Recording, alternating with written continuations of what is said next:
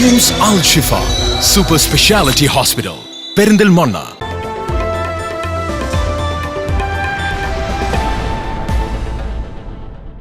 വിവിധ ആവശ്യങ്ങൾ ഉന്നയിച്ച പ്രതിപക്ഷ സർവീസ് സംഘടനകൾ ബുധനാഴ്ച പണിമുടക്കിയ UDF പ്രവർത്തകർ പെരിന്തൽമണ്ണ സിവിൽ സ്റ്റേഷന് മുന്നിൽ ധർണ നടത്തി. കൊള്ളയടിച്ചോർ അവകാശങ്ങൾ തിരികെ വേണം സർക്കാർ,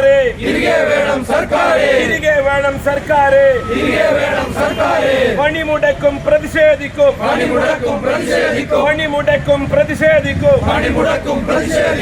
സംസ്ഥാന സർക്കാർ ജീവനക്കാരുടെയും അധ്യാപകരുടെയും വിവിധ ആനുകൂല്യങ്ങൾ നിഷേധിക്കുന്നതിൽ പ്രതിഷേധിച്ചാണ് UDF സർവീസ് സംഘടനകൾ ബുധനാഴ്ച പണിമുടക്ക് നടത്തിയത്.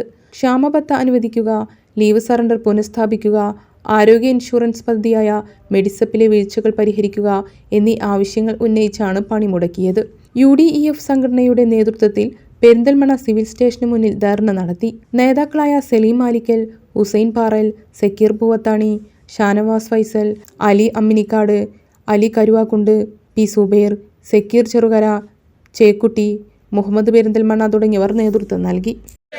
ഒറ്റുകാരുടെ സംഘടന കാലം നിങ്ങളെ നോക്കി പറയും. ഒറ്റുകാരുടെ സംഘടന